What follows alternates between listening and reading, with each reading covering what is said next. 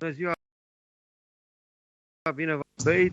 De data aceasta într-o formulă mai specială, pentru că nu sunt în studio din motive obiective, dar important e că ne putem auzi și ne putem vedea, iar invitatul acestei ediții este domnul Irinel Gheorghe, este CEO al companiei SIPEX și vicepreședinte al Federației Patronatelor Societăților de Construcții. Bună ziua, domnule Gheorghe, vă mulțumesc pentru prezență. Bună ziua, mulțumesc și eu pentru oportunitatea pe care mi-ați oferit-o să fiu astăzi alături de dumneavoastră. Plăcere, vă rog să discutăm despre acest sector al construcțiilor, pentru că este fără îndoială unul dintre domeniile cele mai importante din economia românească. Aș spune cu multe dezbateri în jurul lui în această perioadă și aș pleca de la pachetul fiscal. Vă rog, dați-ne câteva repere care credeți că încurajează sau dimpotrivă descurajează sectorul de construcții. Da, așa este. Sectorul de construcții este și trebuie să rămână un sector economic de activitate principal, mai ales în România zilelor de astăzi. Sigur, înainte să discutăm puțin despre noul pachet de măsuri fiscale, aș vrea să fac o referire, pentru că toți au discutat despre facilitățile pe care le-au avut constructorii în ordonanța 114. De fiecare dată noi ne-am ferit să folosim cuvântul facilități, pentru că nu au fost niște facilități, au fost niște instrumente prin care un sector economic din România a fost ajutat. A fost ajutat să crească și dacă ne întoarcem în 2018 și facem această analiză, pentru că această ordonanță a fost 114 a fost dată în decembrie 2018, o să vedem că ajutorul ăsta pe care statul român l-a dat sectorului de construcție a fost benefic. Noi am plecat atunci când am gândit acest ajutor, având în față un singur lucru și mă refer aici la retenția forței de muncă în sectorul de construcții, un sector economic de activitate care a fost văduvit și care are și în prezent un deficit de forță de muncă. Deci cam asta... De vedere, scuzați-mă, facilități, a spus că nu facilitățile. Aceste, să spunem, prevederi fiscale au ajutat retenția forței de muncă, așa cum ați spus, și poate trebuie să mai menționăm un lucru, dacă nu mă înșel, zona aceasta a legislației trebuia să rămână valabilă până în anul 2026. Așa 2028. Era un contract pe care, da, era un contract 2018-2028 în care sectorul de construcție a fost numit prin acest contract sector economic de importanță pentru România, de importanță strategică pentru România. Din păcate, lucrurile se schimbă, lipsa de predictibilitate continuă și nu cred că doar în sectorul nostru, ci în toate sectoarele economiei din România și atunci avem în față un pachet de măsuri fiscale. Ce aș mai putea eu să spun e că în perioada asta de 2-3 ani de zile în care construcțiile au beneficiat de acest suport, numărul de contracte de muncă a crescut cu peste 50.000, iar cred că gradul de colectare a crescut cu peste 17%. Și aș mai face aici o singură remarcă și asta se referă la faptul că salariul minim în construcții din 2018 a fost de 4.000 de lei. Este un salariu cu 1.000 de lei mai mare decât salariul minim pentru celelalte ramuri. Atunci, de aici vedem totuși, să spunem, faptul că baza de impozitare a crescut. Vorbim totuși de 1.000 de lei în plus la fiecare salariu minim. Da, dacă tot suntem la acest capitol, domnule Irinel Gheorghe, vă rog, spuneți-mi dacă pentru dumneavoastră e clar ce va urma în materie de legislație fiscală privind salariile, facilități sau nu, cum vreți să le numim, pentru că recunosc că n-am văzut un răspuns clar. Adică se va schimba ceva și începând de când? De anul viitor? Sau ceea ce știu la această oră, sau ceea ce știm, este că va fi o ședință de guvern în această săptămână în care înțelegem că se va lua o decizie privind acest salariu minim din construcții, industrie alimentară și agricultură, pentru că aici sunt cazul acestea, cum a spus, ceva mai speciale în care guvernul parcă și-a prins urechile, așa, într-un limbaj mai puțin într-un limbaj colocvial. Da, sunt discuții pe tema noului salariu minim în sectorul de construcții. Aici, sigur că trebuie să fac o observație. E vorba de anumite coduri CAEN care beneficiază de prevederile din Ordonanța 114. Probabil că undeva între 4.500-4.750 și ăsta va fi nou salariu minim. Nu știm de când, asta și noi așteptăm să vedem care sunt sau care este gândirea guvernului pe această temă. Știm sigur că, sau din discuțiile pe care le-am avut, știm sigur că CASS-ul, cei 10% nu vor mai intra în pachetul de ajutor pentru sectorul de construcții. O să vedem și o să lămurim în perioada următoare ce înseamnă impozitul pe venit. Deci cam astea sunt datele pe care le avem în momentul ăsta. Sigur că noi ne-am dorit că, mai ales în perioada asta, și dacă este să vorbim așa despre ce se întâmplă în construcții în România astăzi când vorbim, este evident că în zona rezidențială, în zona de investiții private, lucrurile nu mai au avântul care a existat în ultimii 2-3 ani și atunci investițiile care se fac vin din diverse programe de finanțare și eu cred că este interesul statului român să poată să ducă la bun sfârșit aceste investiții și asta nu se poate face decât dacă ai în piață forță de muncă și mai ales forță de muncă calificată. Pentru că tot vorbim despre importul de forță de muncă, tot vorbim despre persoane care vin în România, dar care nu au o pregătire temeinică și atunci școlarizarea cu ei înseamnă timp, înseamnă bani și mă întreb de ce nu se gândește în sensul ăsta. Sunt proiecte care sunt finanțate sau finanțabile și ele trebuie duse la bun sfârșit.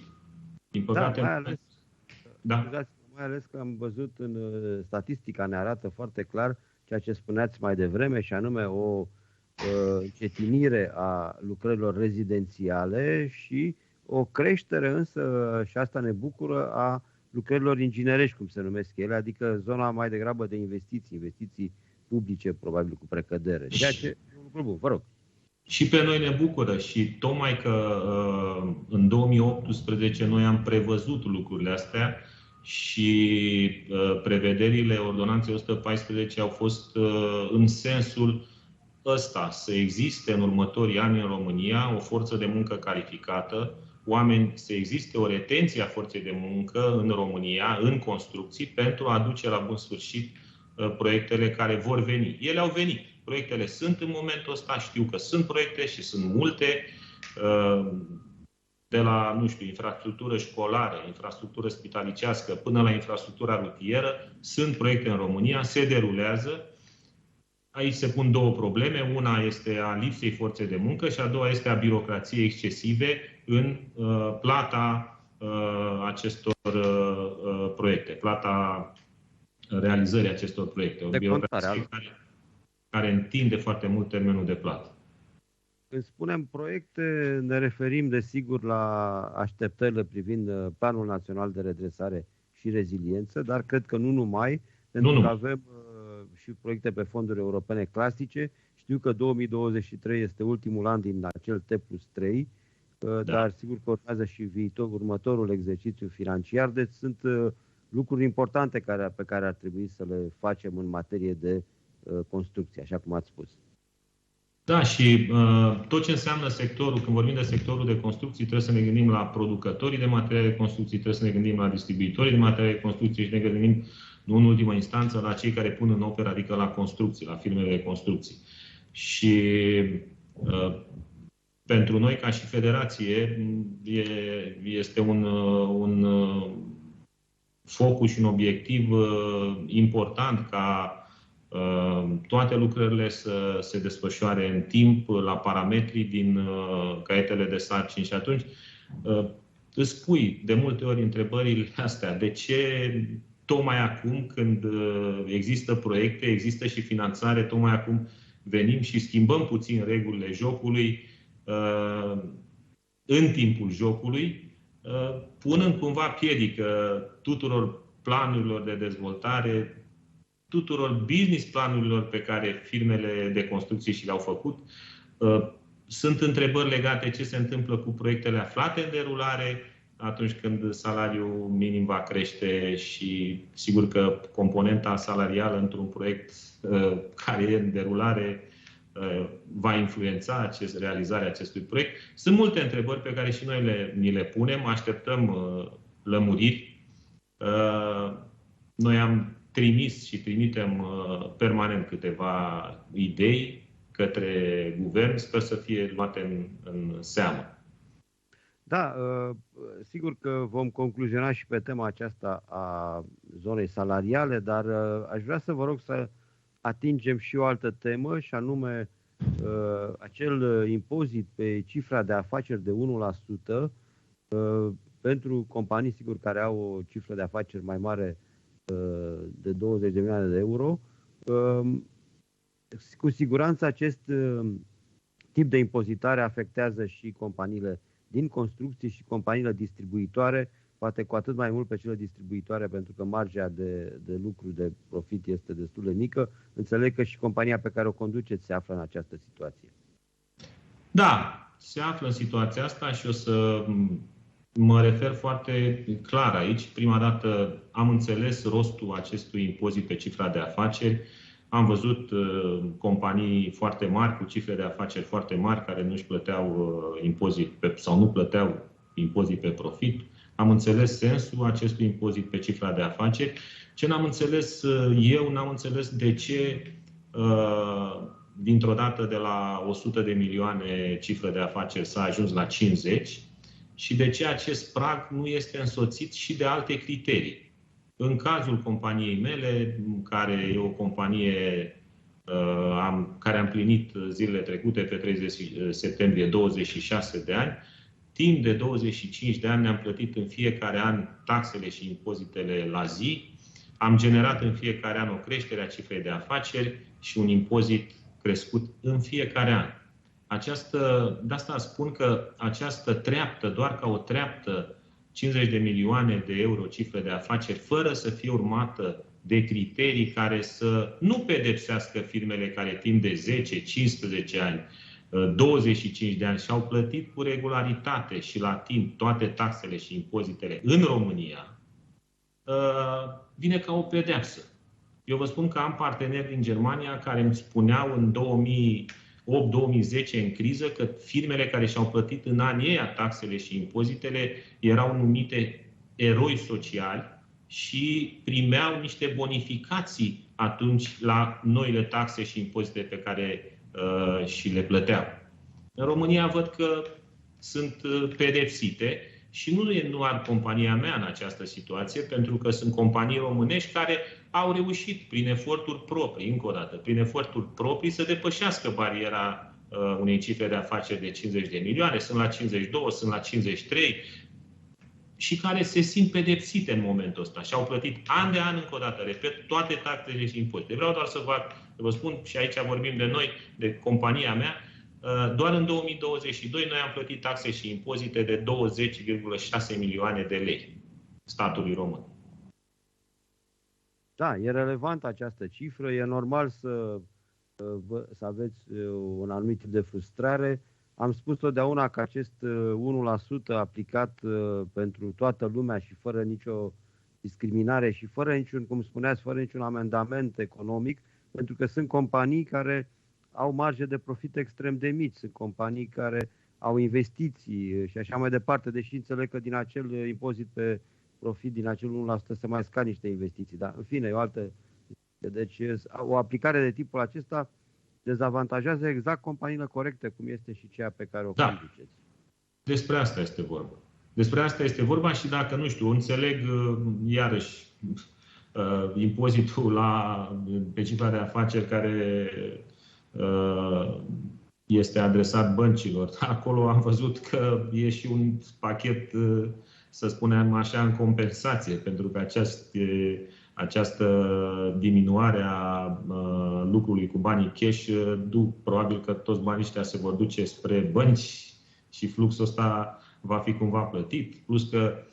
Plus că acest impozit, e clar că în momentul ăsta nu este cazul companiei noastre. Noi prestăm servicii și atunci marginile noastre sunt mici. Dar gândiți-vă ce înseamnă pentru companii care pot să transfere acest impozit foarte ușor către clientul final. Și aici mă gândesc la retailerii care vând mâncare, chiar și la bănci care pot să transfere către clientul final în zona de creditare. Culmea, într-o situație în care creditarea, datorită costurilor mari, nu mai reprezintă un apetit pentru cei care doresc să-și cumpere o locuință sau altceva. Adică e cumva... Toate măsurile astea vin într-un moment destul de complicat, pe care nu l-am creat noi, ca să ne înțelegem. E un moment complicat pe care l-au creat tot oamenii care au fost la putere timp de 30 de ani și mă întreb aici doar ce ar însemna o colectare, o creștere a gradului de colectare de la 27,6% la 4, cât e în România în momentul ăsta, la 40 și peste 40 cât este în țările din Uniunea Europeană. Adică doar din această diferență a creșterii gradului de colectare ar putea fi acoperit, cred eu, deficitul. Nemai vorbind aici de reducerea cheltuielilor bugetare, am văzut că dumneavoastră și majoritatea analiștilor fac calcule ce însemna calculul sau cheltuielile din buget cu acest aparat bugetar din România în 2010, ce înseamnă acum și o să vedeți că cheltuielile au crescut atât de mult încât nicio altă creștere economică, nici a PIB-ului, nu poate să acopere creșterile care au avut loc în acest aparat. Asta este marea noastră dezamăgire în momentul ăsta. Că de fapt ne simțim că suntem pedepsiți, că am muncit timp de 26 de ani, că am plătit taxe la zi și impozite și tot noi suntem cei care va trebui să suportăm o creștere a lor, taxe suplimentare. Aveți dreptate, nu pot decât să completez tot așa într-un limbaj mai puțin formal așa. Am auzit această vorbă spusă și cred că totuși are o zonă de realitate foarte mare și anume nu poate mediul de afaceri să plătească taxe cât pot să cheltuiască cei cu acest buget. Da? În fine, pentru că nu mai avem foarte mult timp și v-aș vrea să tragem câteva concluzii. Întrebarea e care sunt totuși așteptările vis-a-vis de această cifră, de acest impozit pe cifra de afaceri. Credeți că el este totuși tranzitoriu, să-l numesc așa, adică normal ar trebui să fie pe o perioadă limitată de timp, nu-mi dau seama cât, un an, doi, poate până se reușește o echilibrare a bugetului și apoi să ne întoarcem la normalitatea taxării, iar în ceea ce privește zona aceea de care vorbeam la început și anume salarizare, la fel, nu-mi dau seama care pot fi așteptările. Sigur că acest impozit pe cifra de afaceri ar trebui să fie pe o perioadă clară de timp. Asta ne dorim și noi și această treaptă, că e 50, că sunt 100 de milioane de euro, ar trebui să fie urmată de cel puțin 2 sau 3 criterii care să lămurească cumva sau să despartă firmele care timp de foarte mulți ani au avut un comportament corect fiscal în România față de altele care au mai călcat pe alături. Asta e una. Doi, această taxă e posibil să descurajeze investițiile sau prezența în România companiilor importante. Și atunci trebuie să ne gândim și la treaba asta. Revenind la salariu, firmele de construcții nu au nimic împotrivă să-și plătească angajații. Pentru că este propunerea de a crește sau de a diferenția salariul minim din 2018 cu 1000 de lei față de salariul din construcție a fost a noastră. Să ne înțelegem, a fost a firmelor care muncesc în România. Și atunci, sigur că noi așteptăm să vedem cât, dar făcut un calcul corect,